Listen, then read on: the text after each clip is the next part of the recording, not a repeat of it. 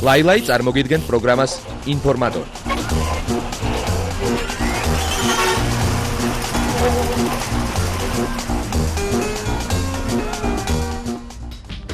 ნოემბრის შოუ ბიზნესური ამბებით ეთერშია ინფორმატორისა და ლაილაის ყველაზე ვრცელი გამოშვება. ასე რომ თუ თქვენ გსურთ შეიტყოთ საინტერესო სიახლეები იმ ადამიანების შესახებ, ვინც კინოსა და მუსიკის სამყაროში მოღვაწეობს, მაშინ უყურეთ ჩვენს გამოშვებას.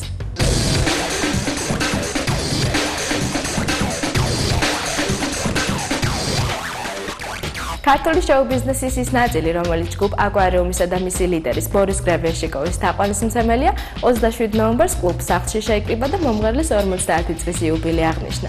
ამ შეხვედრის ინიციატორი პირველი რადიოს მუსიკალური რედაქტორი დავით ეული გახდათ. მან გარდა საკუთარი კომპოზიციებისა ჯგუფის რეპერტუარიდანაც შეასრულა სიმღერები.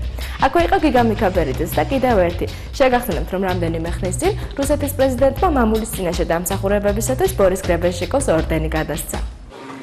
მე როგორც ადამიანი, რომელიც პატივსცემს ამ მუსიკოს, პოეტს, ფილოსოფოს და უბრალოდ ადამიანს, გადავწყვიტე, რომ დღეს აქ შემეკრება ჩემი მეგობრები.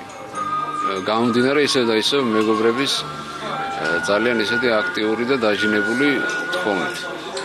მე უერთდები იქიდან გამომდინარე, რომ ჩემი მეგობარი დავით ეული დღეს დაუკრავს, რათა არის ცნობილი მუსიკოსის დაბადების დღე და მე უერთდები ჩემ მეგობარს მოვედი, რა თქმა უნდა, იმ ადამიანსაც ვცემ პატივს, ვისი დღეც არის. მე სამ მიზეზს მოვუყარი, ესე ვთქვათ, თავი, ეს არის ბორис გრებენშიკოვის დაბადების დღე, ცვლილებები ჩვენი ქვეყნის ცხოვრებაში და ის რომ სურვილი ასთავარი, რომ მეგობრები ვიყოთ ერთად ყოველთვის და ყველგან. სამკალას ისევ ამობ ბლუზის დაკვრას და დაღლილი ხორცი ისევ თხოვს არაკს.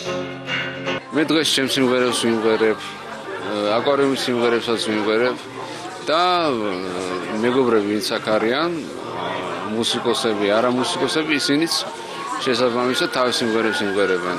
ნუ თუ მეგობრებს სურვილი ექნათ აკვარიუმის სიმღერების შესრულებისა, ამაზეც არ არის პრობლემა. ისევ თენდება ფერს კარგავს სიზმარი, ედარამ დაფხო ღამის სტუმარი, თამაში კიდევ სხვა გორიელება, ამით წესები ვერ მარტივდება. ჩემი ბავშვობა гребенщикове, გაზრდილი ვარ მაგის მუსიკაზე და განსაკუთრებით под небом голубым. Потрясающая песня, უკაცრავად русулат. Под небом голубым есть город золотой с прозрачными воротами и яркою звездой. А в городе том сад, все травы да цветы, гуляют там животные невиданной красы. Одно, как желтый огнегривый лев, другое вол, исполненный очей, с ними золотой орел небесный, чей так светил взор незабываемый. როგორც ინფორმატორისთვის გახდით, ცნობილი კომპოზიტორი გია მაჭარაშვილი ახალ სიმღერებზე მუშაობს. სწორედ ამიტომ ჩვენი გადამღები ჯგუფი ბატონ გიას ესტუმრა და დაადგინა, რომ ის ამჟამად მერაბ სეფაშვილისთვის სიმღერას წერს. გარდა ამისა, კომპოზიტორი თათია გიორგობიანისა და ლიზა მაღრაძისთვის კიდევ ერთი ახალი სიმღერის შექმნას აპირებს. ცოტა შესწორებები შევიტანებ. ჩემთვის გადავხედე აი მერაბის ამ ბოლო ნამუშევარს, სამბის სტილი არის. და იქით კვირაში შემდეგ კვირაში მერაბის მოუწევს უკვე ხმის დადება თემურთან ნიკოლაიშვილთან სტუდიაში.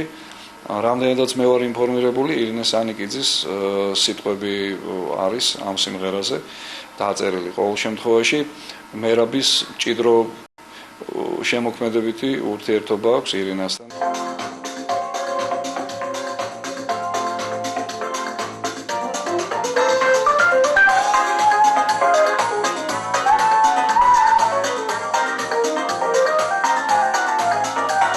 დაამთავრე მუშაობა სულ 2 კვირა არის მიშიკოსთან ზაქარეიშვილთან, რომელიც როგორც იქნა გაიხარა გული და კომპაქტ დისკს დაბეჭდავენ მისი სიმღერებით და მრავალფეროვნება იქნება შეტანილი იმდენად, რამდენადაც სხვადასხვა ასაკის და სხვადასხვა სტილის მიმართულების მქონე ცნობილი პოპულარული მომღერლები ჩაწერენ, უпроსტად შეასრულებენ, წარადგენენ მის სიმღერებს ამ შემთხვევაში.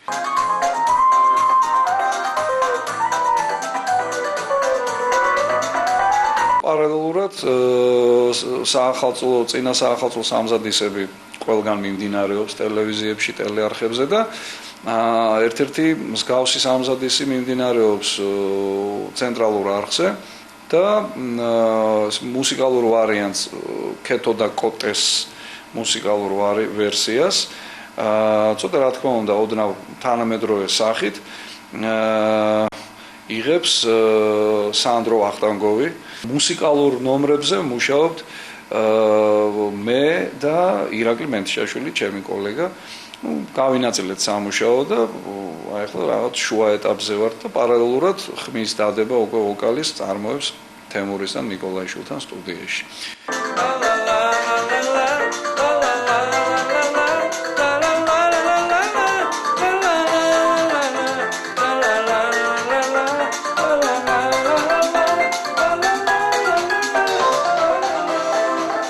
სულ ბოლოს მომიწევს ჩვენი საყვარელი მომღერლის თათია გიორგობიანის და პატარა ლიზის ისევ ხელმეორედ ერთობლივ დუეტზე მუშაობა. ამ შემთხვევაშიც ახალი მელოდია მოვიფიქრე მათივე თხოვნით და სურვილი აქვს დიდი რომ საახალწლოდ უпроსტად ახალი წლის დღეებისათვის მოესწროს და შეიძლება კლიპიც კი მოასწრონ კლიპის გადაღება და წარადგენენ ამ ყველაფერს ამ ნამუშევარს აი იანვრის თვეში.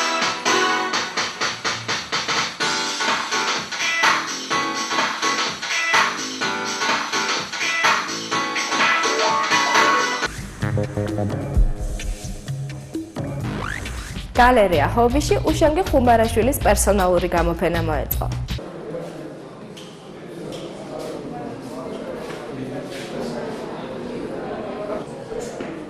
მე მინდა აღნიშნო, რომ ეს არის მეორე პერსონალური გამოფენა უშენგი ხუმარაშვილის, რომელიც იმართება ჩვენს გალერეაში. თუმცა სხვა პერსონალური გამოფენებიც გქონია და უშენგი არის 80-იანების თაობის წარმომადგენელი, ერთ-ერთი მნიშვნელოვანი წარმომადგენელი, რომელსაც ჩვენი საზოგადოება იცნობს როგორც ფერმწერს ძირითადად. მაგრამ დღევანდელ დღეს ჩვენ გადავწყვიტეთ გაგვეკეთებინა გამოფენა, იქნებოდა გამოფენილი მხოლოდ გრაფიკული ნამუშევრები, ვინაიდან მე ვთვლი, რომ აი ეს ნაწილი მისი შემოქმედების, ანუ გრაფიკა, არის ძალიან მნიშვნელოვანი თვითონ დაუშვათ მისთვის და ალბათ ჩვენთვის ყველა მისთვის, ვისაც უყვარს ხელოვნება. თვითონ აბსტრაქციებია ძალიან საინტერესო. ეს მხატვარი არის საოცრად თანამედროვე აზროვნების, ძალიან ღრმა და სერიოზული პიროვნება, რომელიც არ ღალატობს არც ერთ წუთს თვითონ იმას, რასაც ქვია ხელოვნება და მისი შემოქმედებითი კრედო.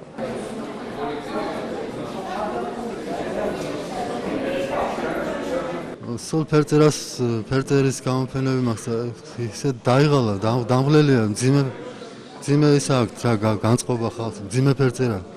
უბრალოდ ვიფიქრე რომ მეთქეს ლაბორატორიული ისა ფაქტურად გრაფიკა ყოველდღიურად რას საკეთებ ხოლმე. უბრალოდ ეს ავარჩიე ესეთი მესამედი გაცამა გრაფიკის და გამოფინე ესეთი რომ შეიძლება და რა არ შეგშინებოდა რაღაცა.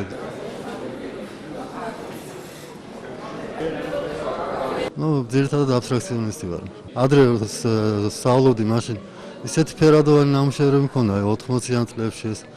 ხო და ახლა მთლიანად შევიცვალე ეს ეთყობა რაღაც ცხოვრების რაღაც დეპრესიული ცხოვრების სტილი თუ რაღაც ესეთი გამიშნე ეთყობა გადავედა ფერწერაში განწყობა ალბათ რა.